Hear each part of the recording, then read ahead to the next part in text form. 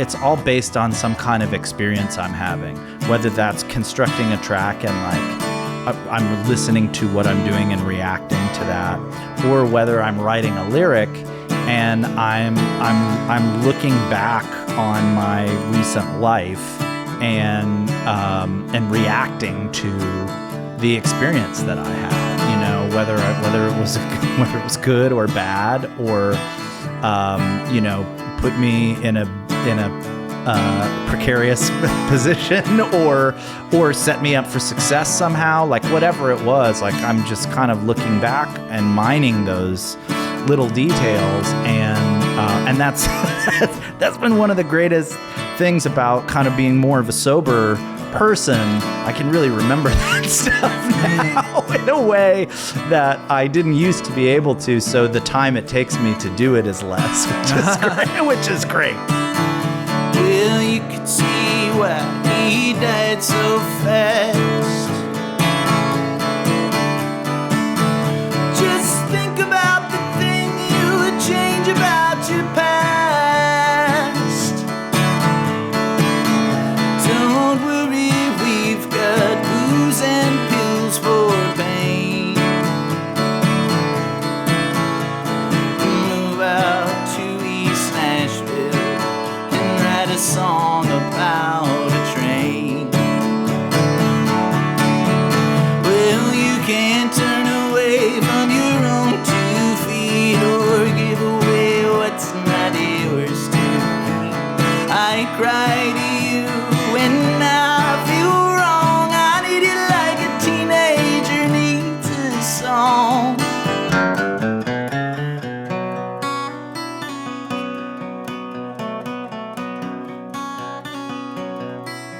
Aaron Lee Tasjan, I'm so excited to talk to you, man, or keep talking to you, I guess we should say.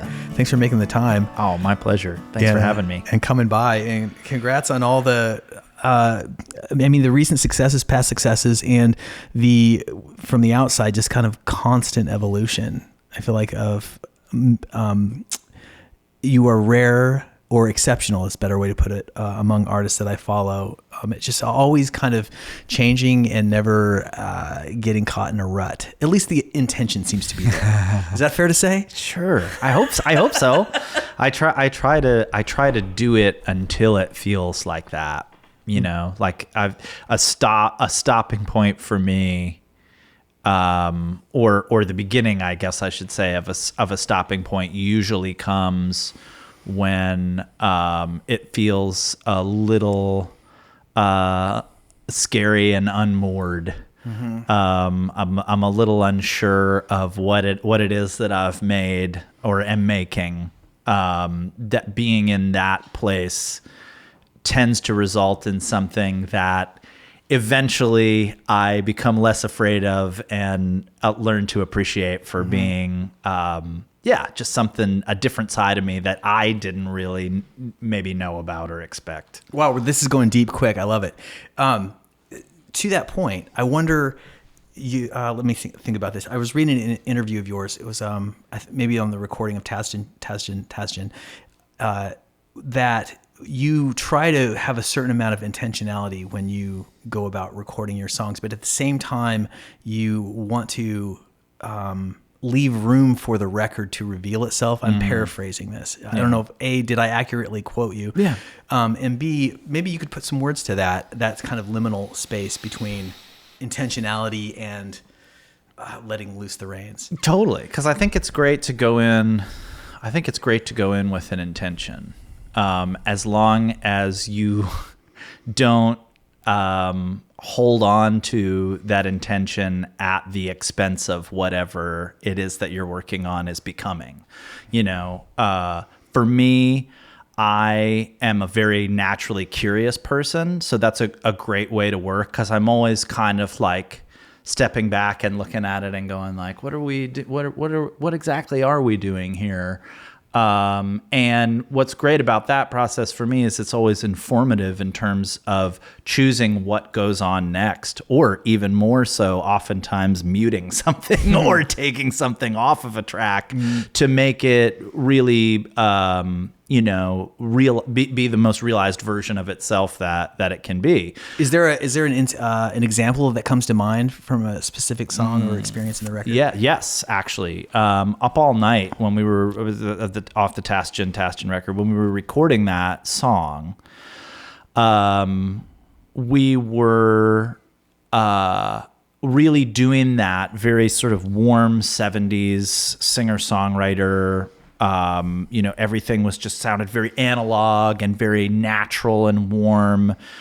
And the label just wasn't hearing the song. They weren't sure if that song belonged on the record, and I was thinking like, man, this is like probably the single, but like, how do I get this song in a, recorded, mixed, whatever, in a way that makes that apparent?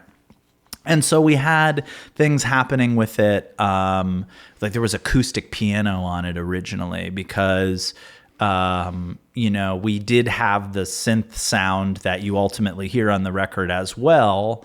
But it's like in the sort of way that it was being mixed at that time, that warmer 70s, more analog sound, there was something about it that just it didn't have the edge that it ultimately got when we sort of stripped back some of those more acoustic analog elements and pushed more of the synth and some of the weird electric guitar little part things that we had played just for fun.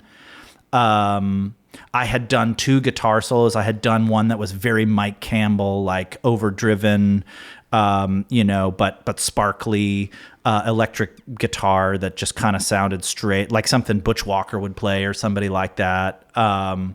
And then we had also overdubbed a separate solo using a Mellotron guitar pedal that sounded much more like a synthesizer than a guitar. And so we, and a lot of these choices, by the way, were made by the mix engineer, John Congleton, whom I was very excited to work with, both for the records that I had heard him work on recently, and also his own music is really interesting. And he's just a consummate artist. So I was excited for him to hear these records a little bit through his ears. But like some of the things that he did were dial back all the warm tonalities that we had mixed the song with and push up those kind of more mid-range, like kind of darker frequencies. And that ended up being perfect for that song.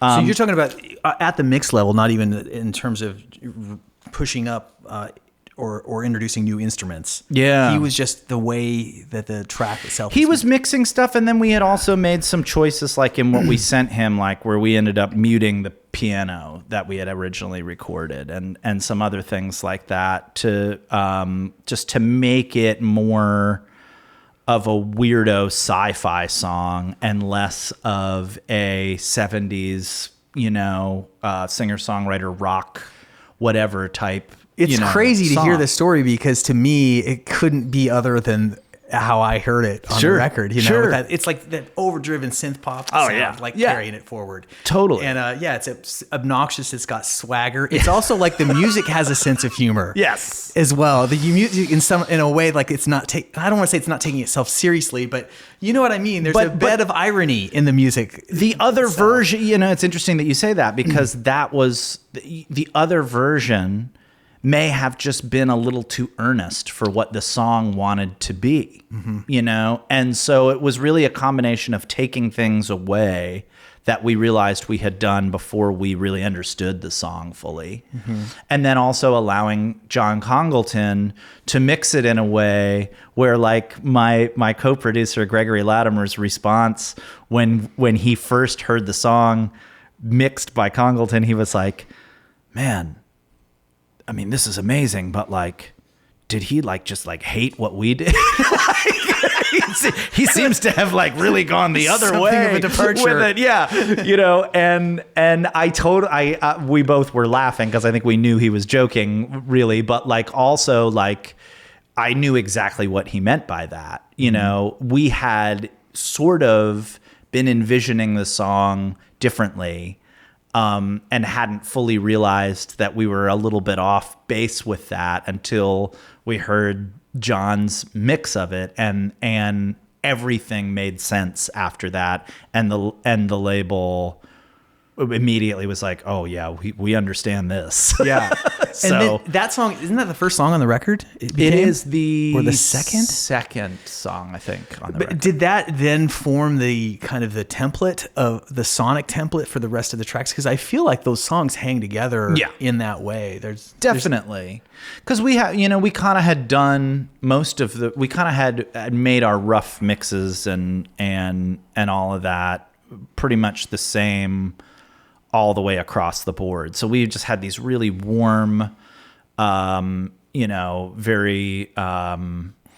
organic sounding tonalities going. And I think, what John Congleton was able to do was sort of take everything that we had done and sort of reconstruct it to kind of push it into a space that was ultimately, I think, more timeless, even though it has a period of time that you can reference, like sonically when you hear it, you go, oh, this is kind of 80s and this is kind of, but like it ultimately, by sort of being a record that was created in 2019 and 2020 and having these sort of like, more mid-range, darker, sort of harsher in a way frequencies like pushed to the forefront of the mixes, and we're living in a time where we're coming out of a pandemic and things are just very chaotic. It became a record that really made sense for that moment in time, and it was really a result of everybody that worked on it and had something to contribute to it that just made it a little bit better along the way. a little leap from production to songwriting, just using that song as a jumping off point. But the first time I heard that song, and this is a great, it's a bit emblematic, I think, of your approach to songwriting. I invite you to comment in that sense of humor bit is evident in that line. It's gonna be up all night. It'll be all right. Or it won't be. I think first time I heard that, I just laughed out loud. And also, it just, it really resonated with me, I guess is what I want to say. It made me laugh because that's how I feel, all the time. I'm a genuinely optimistic person and a bit pessimistic. I mean, at the same time, these two things, there's a little bit of it doesn't really matter kind of running through everything I do, which is like extremely permissive in a way. I'm just like, I'm doing this right now because of that kind of idea. But I wonder if, to what extent that a line like that is, part of just a song and you move on, or is it part of your sort of approach to living and creating? Definitely. Yeah. I think, it's when that song was the first time that Gregory and I had ever collaborated together as songwriters. And he had originally written that line as it's going to be all right or it won't be, one way or the other. And during the time where we were initially recording it, the verses that I had written for the song were totally different, had a different feel. And I was singing it that way with that additional line at the end. When I figured out that those verses needed to be, in essence, like in order for the song to work, I had overthought the verses. They needed to be more almost like a second chorus, kind of they needed more of a nursery rhyme kind of vibe to them, the way that the chorus had. And when I did that, all of those verses, those lines about, I went to the doctor. She said, you might have a problem, but I really can't tell, and I broke up with my boyfriend to go out with my girlfriend because love is like that, and all these things. It just made so much more sense to say it's going to be all right or it won't be, and leave the other part off, So it was like for me, like creating everything is informative, and it's all based on some kind of experience I'm having, whether that's constructing a track and like I'm listening to what I'm doing and reacting to that, or whether I'm writing a lyric and I'm looking back on my recent life and reacting to the experience that I had, whether it was good or bad, or put me in a precarious position, or set me up for success somehow, like whatever it was. Like I'm just kind of looking back and mining those little details, and that's that's been one of the greatest things about kind of being more of a sober person. I can really remember that stuff now in a way that I didn't used to be able to. So the time it takes me to do it is less, which is great. But it's all just kind of reactions to whatever the experiences I'm having are, whether it's lyrically or musically. There was another bit that I came across in my research for this interview, talking about, I think it was on that record, and that was like your most personal record to date, which I feel like every songwriter publicist says about their latest record. But, so true. But it invites an interesting question to me, which is this sort of tension between the personal, dare I say, like confessional approach to songwriting, which I'd put maybe like Elliott Smith in that camp, versus like, for one of a better example, like a Beatlesy pop, straightforward kind of approach to songwriting. And I feel like this town has two of those things, both of those things going at all times, depending on which side of the river you're on. Totally. And there's no fault to either approach. Yeah. I mean, one tends to make more money, but also one tends to say something meaningful to more people in its way. I, however, don't notice that I gravitate toward that music very much. I tend to like music that comes from a personal point of view. Sure. But how have you thought about those kind of two poles, or have you, and has your thought changed across time? Yeah. I think in terms of writing, because my first two albums were very sort of observational records, even when I was singing about myself, I was singing it more from this like sort of bird's eye view. And so it sort of just had this very kind of observational tone to all of the lyrics. When I kind of started writing more directly about myself, that the Tasjan record was kind of where I really dove into that. And I knew it was going to be a challenge for a few different reasons, because, people sort of love to continue to see you as whatever they first know you as. It's a very comfortable situation when an artist creates a piece of work that the perception of them can change from an audience perspective. Sometimes that means that you lose fans, or your record, gets reviewed in a way that you sort of have a sense that maybe people don't understand it, or possibly don't even want to understand it. Then add into that, being a queer person. So you're automatic, if you're singing about love as you feel it and as you experience it, for a certain group of people, they're just going to take you off the table and go, well, that's not for me. So you could lose listeners there. Also,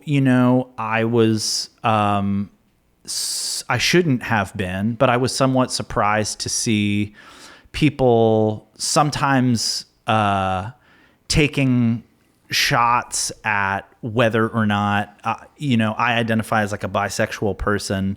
I would see in reviews kind of people taking shots at that being like a legitimate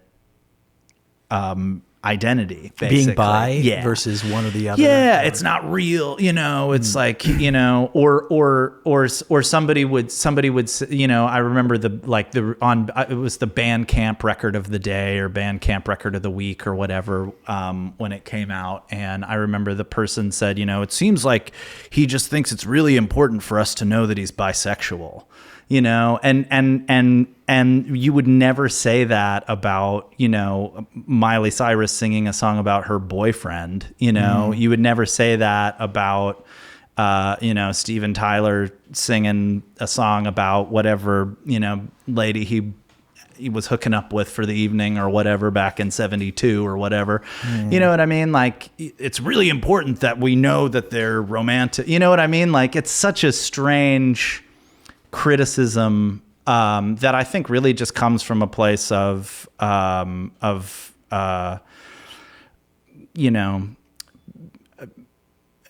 fear and also just the sort of relentless human nature of wanting to categorize things, but like the necessity for the categorization is not coming out of a space of like, these need to be categorized. It's like, if I categorize this, it makes me feel more comfortable about it. And like, that's not the point of art. The point of art is to make you feel or think or respond, so I suppose on some level it's like you can look at that and go, well, they did respond. The response, unfortunately, in some cases was something that felt a little reductive in terms of like how we should think about humanity or whatever. But I guess, in a way it's like this idea that somehow we're going to eventually overcome, biases and prejudices and live in a world where like none of that exists is not like reality. It's like there are, balancing energies that exist in the universe, all over the place, like good and bad. And that it is a part of human nature inherently, so you're going to encounter that when you are singing about yourself more and you're putting yourself out there. That's a more vulnerable form of expression, I think, than just being that kind of Mark Twain observer, type of writer. Mm-hmm. So, I have found ways to dive into that where I think I've arrived at a place where I can allow myself to just be sort of happily misunderstood, and know that it's not about trying to create a perception of myself that I find attractive or whatever, through making albums and singing songs. It's much more about allowing the parts of myself, maybe that are even a little scary to share, to shine through and meet the moment that we're in. That's a excellent and mature way of putting it is the word that's coming to me right now.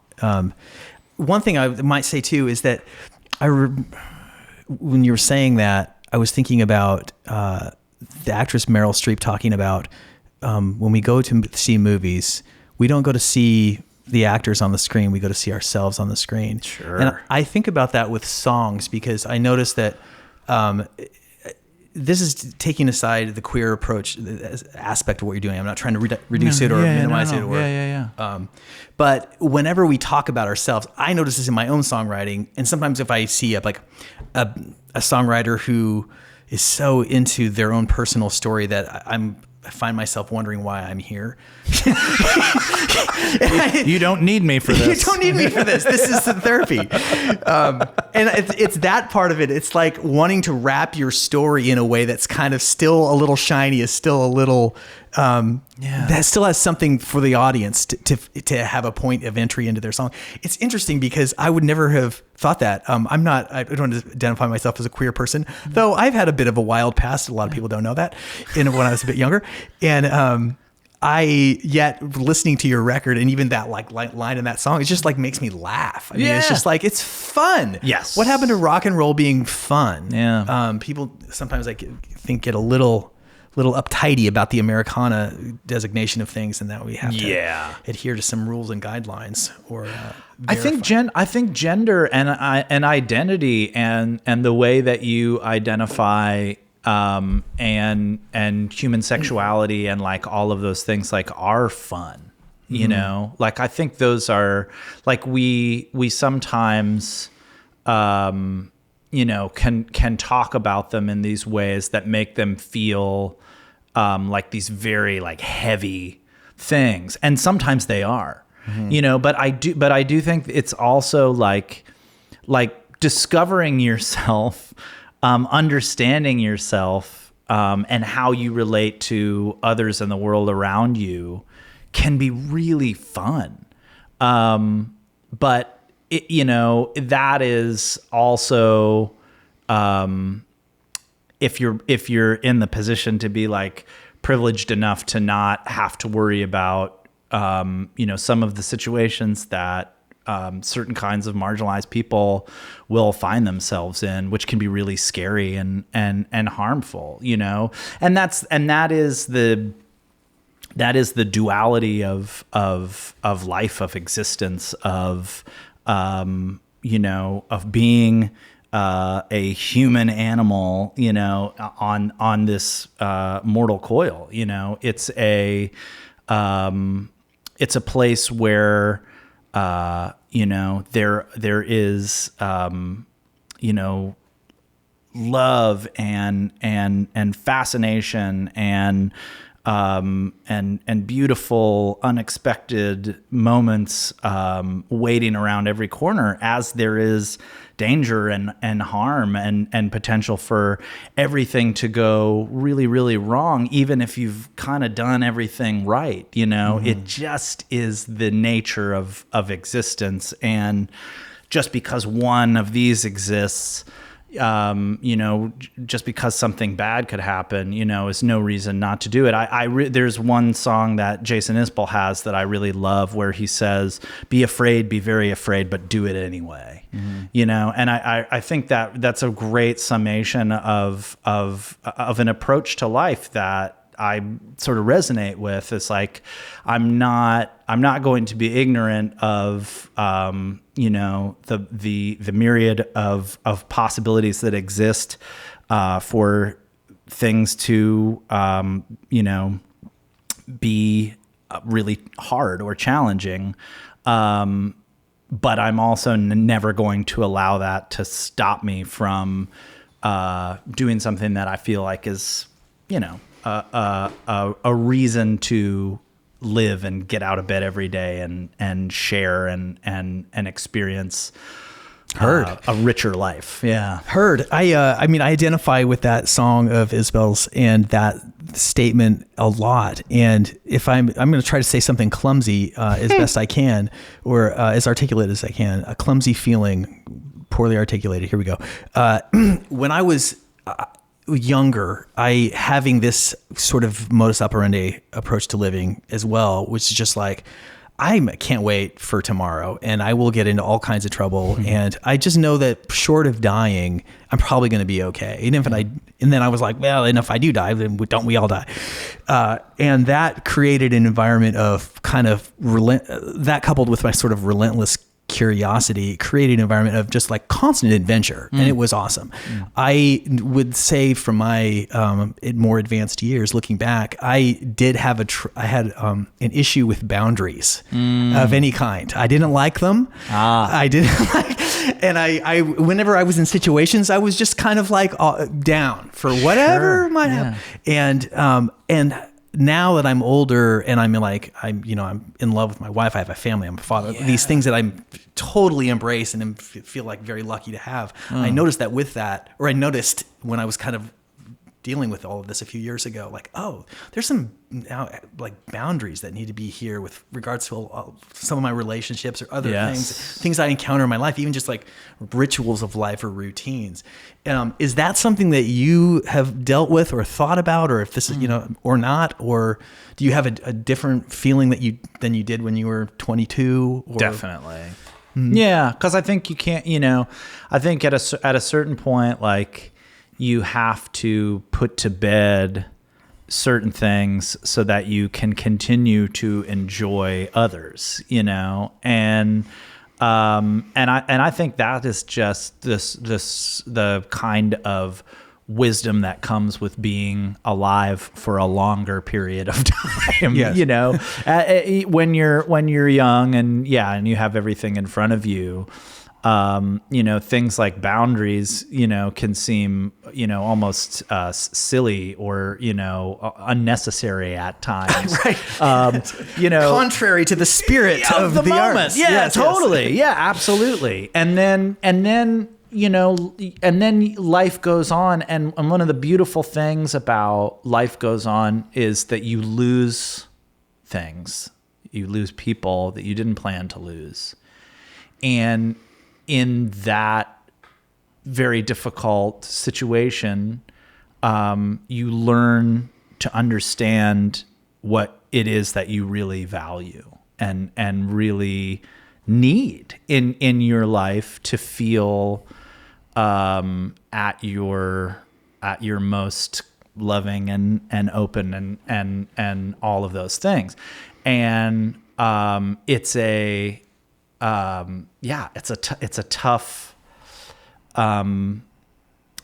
row to hoe sometimes, but like the end result is always a deeper knowledge and understanding of who you are and where you're coming from, whether that's as a person or as an artist or as a father or as a partner or as a friend or as a, son or daughter. All of these things are just teaching us about ourselves. And I think when you can open yourself up to the lessons of pain, you learn, that you can get through it, which is at the beginning that feels really hard, but you learn that you can get through it. And then you learn that like part of the process of getting through it is giving you more that you need to keep going as time continues, Shifting gears, I read this already. I know you've relayed the story, but relay it for us here on the podcast. Is the time that you got to play with the New York Dolls? Oh, sure.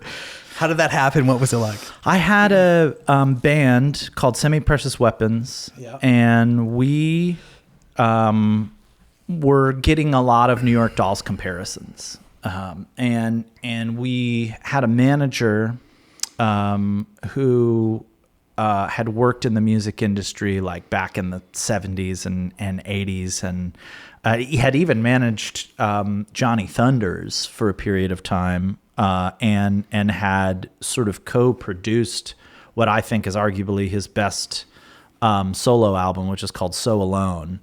And features, by the way, I believe the debut vocal performance of Chrissie Hynde from The Pretenders. Really? She was there covering the record as a journalist for the NME. And I think somebody heard her humming along to one of the songs, and then it was like, man, get in there and sing on this or whatever. Wow. So I think that's her first record she was ever. But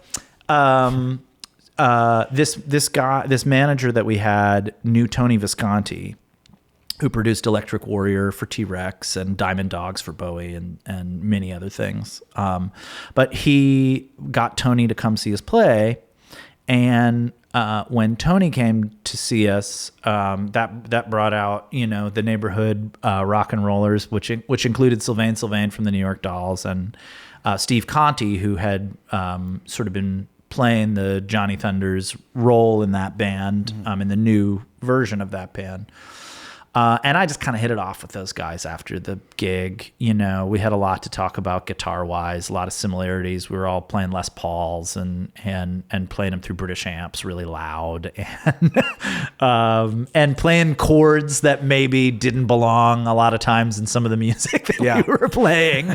And so we just kind of hit it. And we were all kind of dressed similarly, you know, and had some hair going on and the whole nine yards. And so we kind of hit it off. Steve and his wife had their first child on the way. And Steve really wanted to be home for the birth of their kid and be around for that. So he called me up and he said, "Hey man, you know, does your hair still look real weird?" You know, and I was, "Yeah, man, great." Because I you know, do you think you could sub these gigs, you know, with the Dolls for me? And you know, you'd have to learn, you know, whatever 40 New York Dolls songs or something, and David's not going to want to rehearse, so you're just going to have to show up and know it cold and all that kind of stuff. And I did, and it was really great because that was a band, that was the kind of band that influenced pretty much everybody that ever heard them. You know, and when we say everybody that ever heard them, we're talking about the Ramones, we're talking about the Clash, we're talking about, you know, basically, you know, the what became known as the movement of punk rock. You know, the New York Dolls are sort of credited with being at the forefront of that genre development in rock music. David, they really were ahead of their time. I mean, it was kind of glam rock. Like the look was glam. The look was very glam. You know, and I think it's Johnny Ramone maybe talks, or maybe it's Dee Dee in the Ramones documentary, the End of the Century documentary. They talk about that, like, you know, like we'd be coming home, you know, after school, tough public high school in Queens, and we'd put on our fur coats and we'd put on some makeup and some, you know, borrow your sister's shoes or whatever, and go down, you know, town to hear the New York Dolls play, to watch the New York Dolls play. And the magic of it was that it was not so technically proficient that you felt like what was being done on stage was impossible. It felt like I could do that. Yeah. And that was so powerful. And then the way that they looked, you know, they were all so just like handsome, but just like done up in these just amazing ways. And David was kind of one of the first guys to really like lean into, you know, the feminist side of his personality, as a very intentional way to kind of get under the skin of people whose skin probably needed to be gotten under, you know? So you got the gig. Yep. You learned the songs. Yep. You got a verse and a chorus out of David at the rehearsal. Yep. And then on the plane the next day. Where did you play? We flew to Buenos Aires, and the first show was in Rosario, Argentina. We got off the plane, and we were on the bus to the hotel in Buenos Aires, and David pulled out a cigarette pack out of his pocket.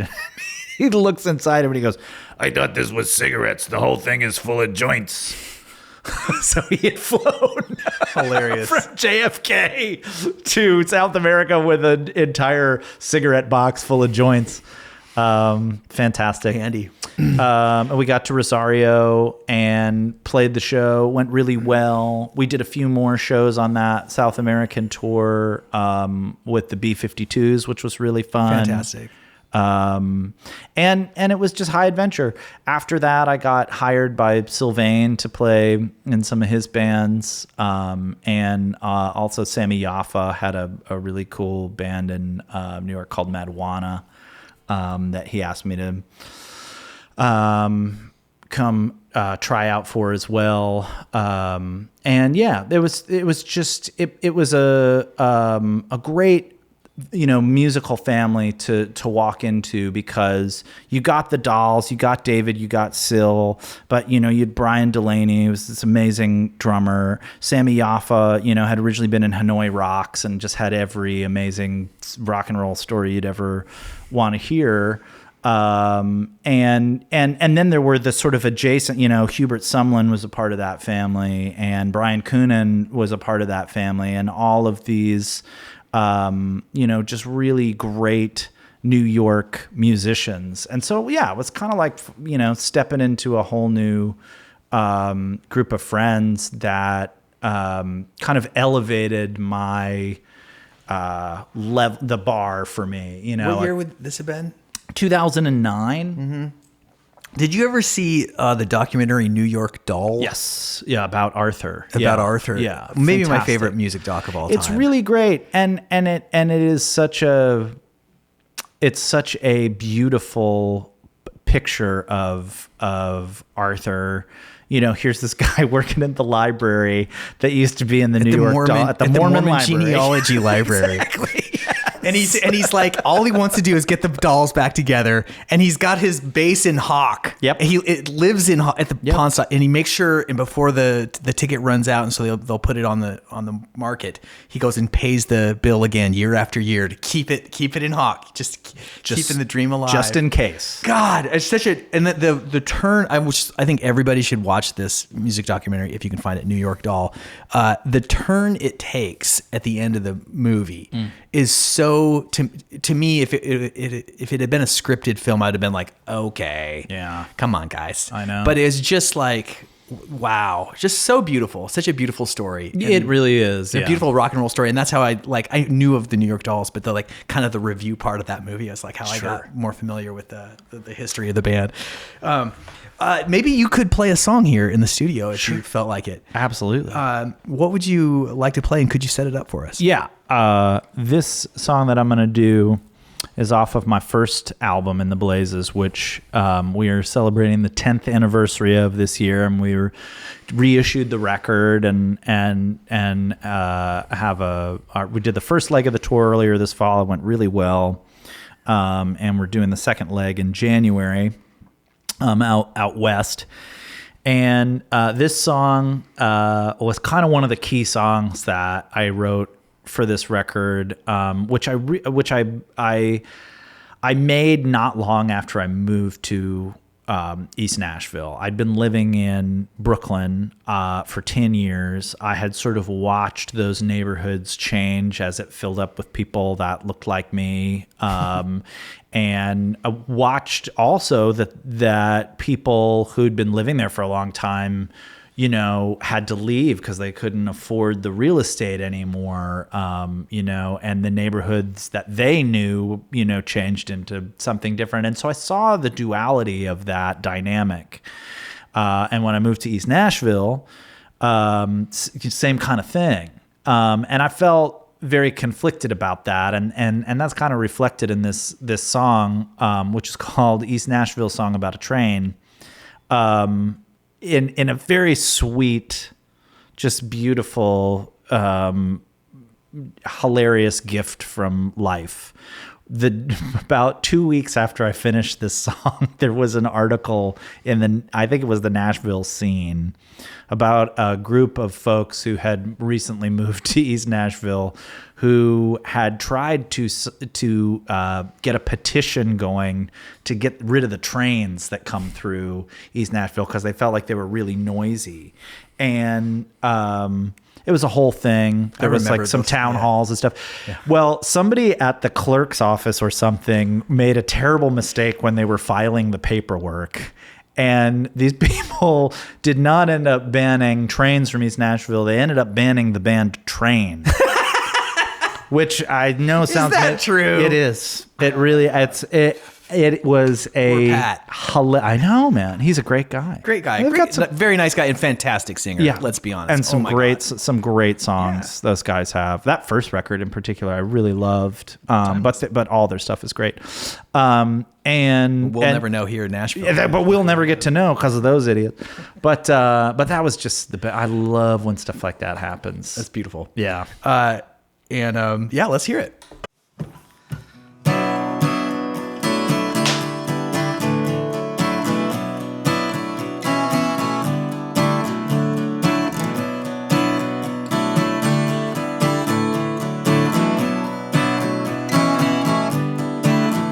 Well, the kids in this town don't have a clue. They're as white as the collar that they've painted blue. Get it together or pack it in. Everything is hanging on a clothing peg. You think when it pours it only rains. Move out to East Nashville and write a song about a train. Old Hank came from a place so dark.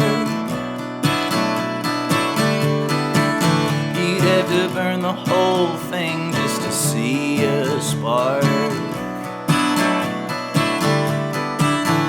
Well, you could see why he died so fast. Just think about the thing you would change about your past. Don't worry, we've got booze and pills for pain.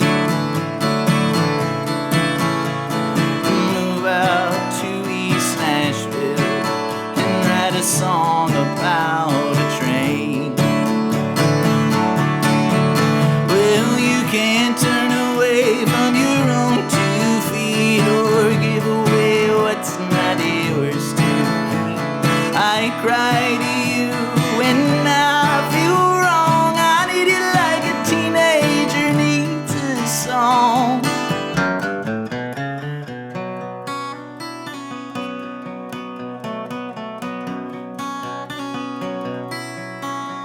Well, the money's all gone, but the attitude's stuck. And the major label cuts are all about trucks. Well, if this ain't country, and brother, it's not, then it's almost as bad as what they're calling punk rock. Some singers make the sweetest words profane. Move out to East Nashville and write a song about a train. We've got Americana bands and crack cocaine. Move out to East Nashville and write a song about a train.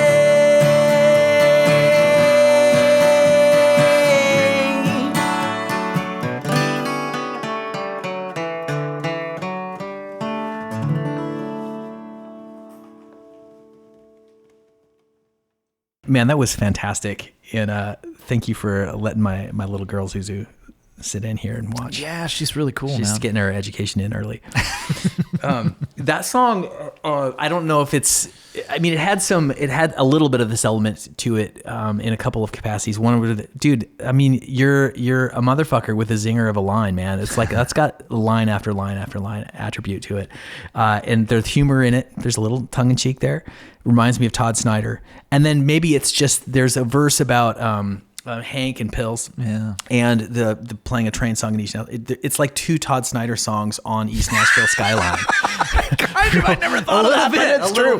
That's very true. It makes me want to ask, like, I'm a huge Todd fan. In fact, this is why probably that record is why I moved to Nashville. Sure. A story I've told another time.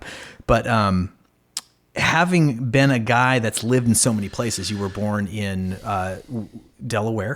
I always think of Wayne's World. Yes. On vacation. Oh, we're in Delaware. Totally nailed it. Out in California, and then Ohio, and then up to New York, and then finally here. What was it about here that made you stick around a second? Yeah. Well, I've always just kind of done what I do. And I've never been a guy who I'm always listening to everything that's coming out. But like when I was living in Brooklyn, New York, like 2004 basically to like end of 2013, I was hearing a lot of cool records coming out. MGMT was popping off then, and a lot of that. But I loved, Todd, and I loved John Prine, and I loved, Pity, and I loved, those, Warren Zevon, Randy Newman, whom I would sort of call very literate songwriters. Jason certainly, was one of my new obsessions at that time, and Justin Townes Earl as well. But doing that in Brooklyn at that time was not very cool to be doing. In fact, I remember I had a band called the Madison Square Gardeners, and our goal was to be a combination of both Heartbreakers. We wanted to be a combination of Tom Petty and the Heartbreakers and Johnny Thunder's Heartbreakers. So just sort of like some sort of chaotic power pop mess. Yeah, I guess was the goal, and we pulled it off. Nailed it. But this guy from Atlantic Records came to see us one time, and he told the person who invited us out afterwards. He goes, these guys are good. He goes, what they're doing though, he was like, it's so unhip that it's almost coming all the way back around to being hip again. I've always treasured that observation about what I was doing. But like, in that way, I was very much an outlier in that scene. Even though I was working in that scene, I was playing, for oftentimes in bands that were on ATO records like Everest or Alberta Cross, groups like that. And I knew all those people, and they were always supportive of what I was doing in my own music and stuff. But there was just this very distinct feeling of like, not fitting in with that musical scene, you know. And I would and I was playing guitar sometimes for an artist in those days who would open for Todd, and so I got to know Todd pretty well on some of those tours, and I would sometimes sort of explain this to him as it's like, man, it's just I know that John Prine is cool, but like, I'm getting up at Rockwood Music Hall or whatever and singing these old John Prine tunes, and people are kind of looking at me like I have a square head or something, and Todd was just like, well, you gotta come down here, because this scene certainly has, cool indie rock people, Dave Berman or somebody like that, and so you're not losing any of that. But you also, get to live in this place where like, not only do they think John Prine is cool, he's like the patron saint of artists here, like, you'll feel very at home basically. And it took me, 4 or 5 years to kind of work up the guts to What give was it a the try. reticence? I mean, you obviously had a good thing going on in the biggest city in the world. That was it. Yeah. I really, I really wanted, more than anything, I wanted to be an artist. but I also was not ignorant enough to recognize that I was extraordinarily fortunate to be a guy who had these skill sets, who would get calls to play in the type of bands that I was getting to play in, you know, who were performing on Letterman and playing at Bonnaroo and doing all of these sort of more high profile gigs. I recognized that being a guy even who's getting called to, you know, play guitar just as a professional side musician was a very fortunate situation to be in. And I didn't want to, I was afraid that if I went somewhere else, you know, it's like, I've been here for classic. however, the classic thing. It's like, you know, nobody knows who I am here. So what changed? What was the initial impetus that got you in the van? When I decided to, I have a very dear friend named Brett Bass. Brett Bass is an amazing person. He's from Texas. He's a bass player. He can play anything under the sun and has such a spirit about what he does that's just really magical. So I have a deep respect for him as a musician. And I remember he and I were playing with the singer of the Spin Doctors, Chris Barron. And we had gotten to the gig a little early that day, and so we were just kind of sitting at the bar, just kind of catching up a little bit. And I had made a solo record that he had played on, but I had not released it. Like, we had done it over, you know, a year ago or something like that. And he was kind of asking, like, you know, when are you going to release that and what's your plan for it and like all that kind of stuff. And I didn't really have one. And he, in a very mature adult sort of way, kind of was like, you know, man, if you know, all due respect, like, if you just sit around talking about this stuff, making records that never come out, like, you're kind of bullshit. You realize that, you know? Tough love. Yeah. And I was like, man, he's kind of right. You know, like, I really haven't, I've allowed my fear to prevent me from trying harder at this, because it is throwing myself into the unknown, and there's no guarantee, and it's like playing the lottery, you know. Moving to Nashville somehow felt like a opportunity to do that, mainly because the cost of living was so substantially less at that time than the cost of living in New York was, that I felt like I could sort of maintain some amount of the gigs that I was playing on guitar, but that money would go so much further here that I would have more time during the week to really focus on getting myself out there as an artist and creating the kind of opportunities that would actually make a difference in my career. And what that ultimately looked like for me really was identifying other people who were doing it, whom I really respected, and who I thought were really great, and work together with them to collaborate on a tour where I had a few markets that I could draw a few people in, and they had a few markets that they could draw a few people in, and let's put that together. What were some of those early collabs? John Moreland. Oh, yeah. Was a big one. Fantastic. Caleb Cottle was another one. Lily Hyatt was a great one. And it was, I think back on those times with such fondness, because it really was just people who really deeply cared about something, who had cared enough about it to have built a little something for themselves, and found ways to share that with each other. And everybody, that was a true example of, you know, rising tides lifts all boats. That was a moment in my life where that really, I got to have that experience and feel what that feels like, which is really amazing. It's also a reversal of some maybe an early intuition that a competitive artist who wants to make a name for him or herself might have, which is to like, okay, I've got to stand out. I got to I got to be the one. Yeah. This is a limited opportunity situation, and it's got to be me. Right. And whereas the truth, I've learned this over and over again, the hard way, more times than not, to focus a little bit more on other people and help them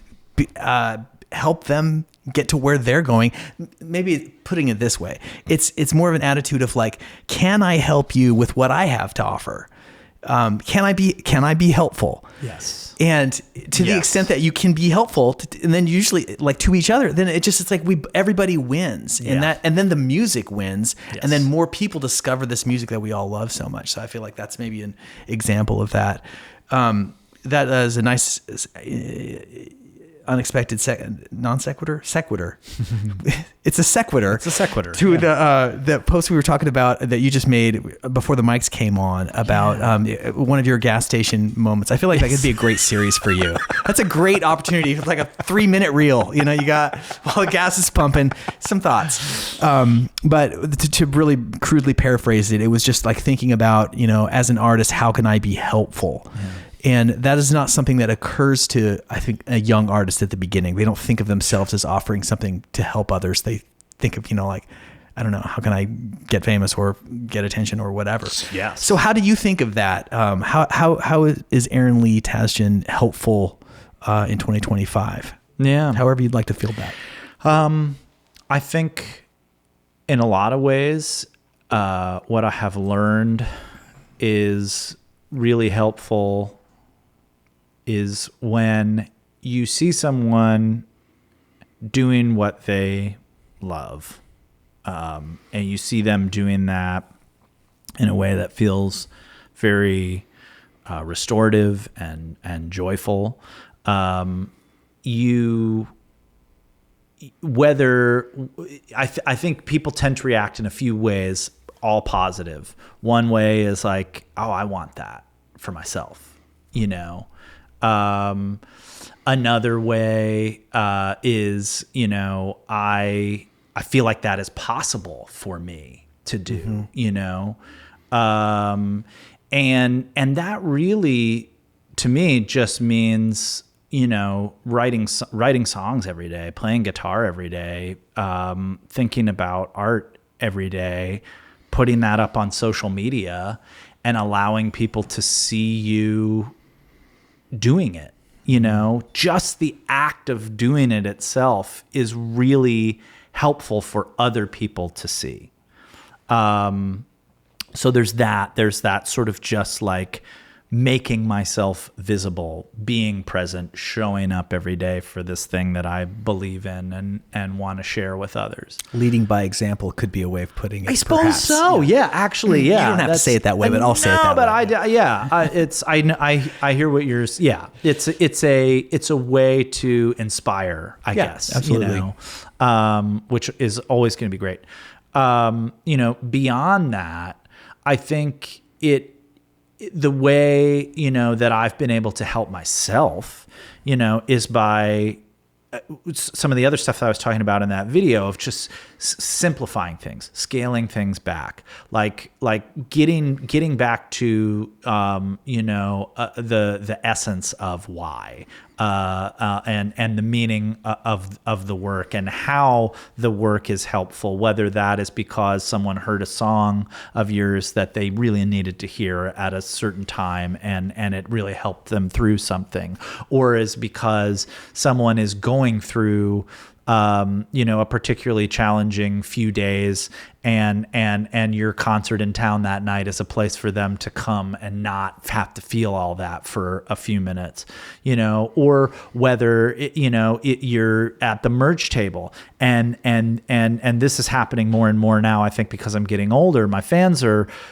getting older too. They're coming with their kid who plays music, who maybe doesn't have a chance to meet Harry Styles or whatever, but you in that moment are a professional doing this for a living, and that shows them that there is a life and a possibility for you within this that means that you don't even have to be Harry Styles if for whatever reason. It's so huge. You know, you don't feel that that's you, you know, and you feel like, I just want to have a cooler, smaller thing. Like, is that even a thing? You know, and it's like, it is, you know.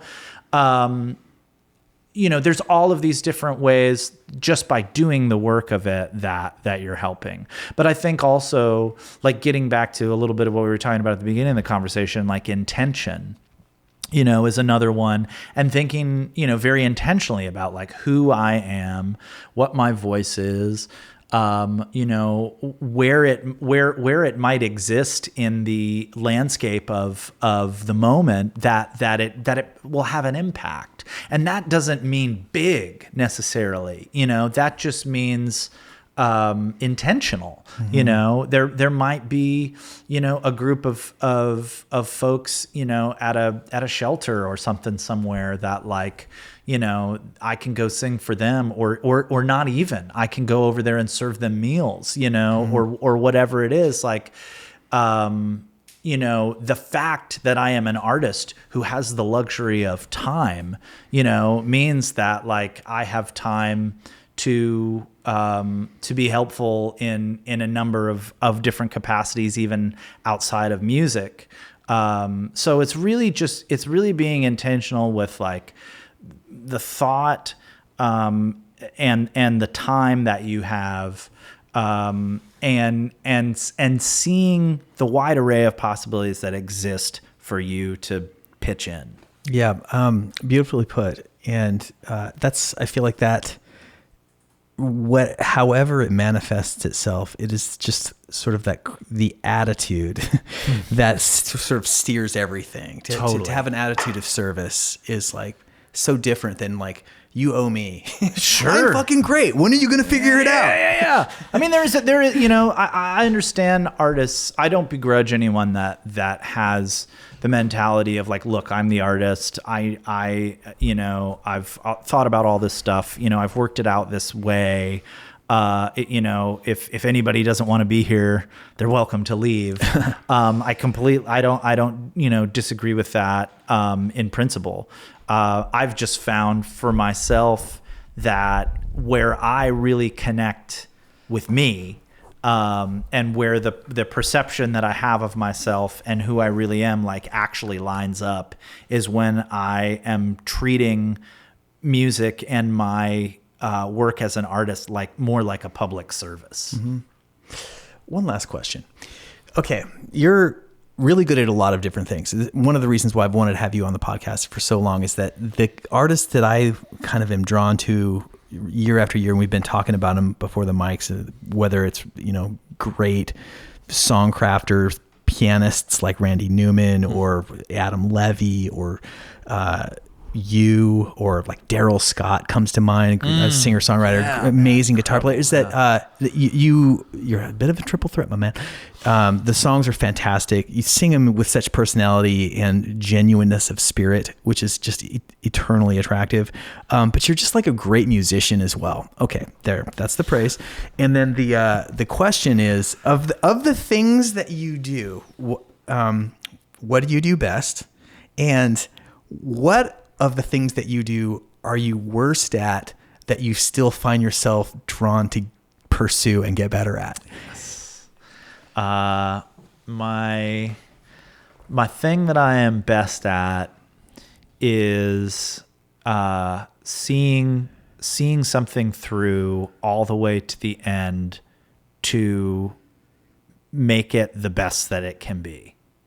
I think I'm like a Virgo person, so I'm like very detail oriented, and I will just catch like the tiniest little things sometimes that, like, I mean, it can really just be a change of a word even, or something like that, that will, just kind of like push something like that much further along. Take it from 97 to 99%. Yeah. I mean, and I feel like a lot of the stuff that happens in music that really results in something like, that feels powerful sometimes is really those very small little things like that. You like know? dropping the last line of the chorus and up all night. Something maybe. that most people might not even notice or think about, you know?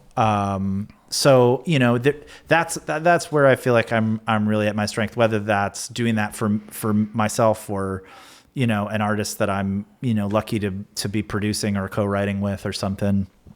That's what I feel like I bring to the table. That's my best. The thing that I'm worst at doing is probably just like mixing and engineering in Pro Tools. But I am endlessly fascinated by the process. I've figured out how to do it well on other DAWs, but that one it's just more like key commandy and like less intuitive. I'm very kind of caveman, like, you know, when it comes to my process of like recording stuff. But it is something that endlessly fascinates me, and learning how to listen to things in a way and see all the possibilities of like how to affect the sound of them in front of me is it's just something I really love. When I just finished a new record, and the way that the record got recorded, you know, we were kind of going for these darker tonalities, and it was sort of mixed very similarly. And then when it got to mastering, you know, the mastering engineer was like, took a pass at it in that way and sent it, and it was like, man, this is really great, you know. And then we all took a few more days, and both the mix engineer and the mastering engineer kind of came back and were like, actually, we feel like if we just did some like high band shelving like here and here, it might just like kind of open it up a little bit more in a way that would be really cool.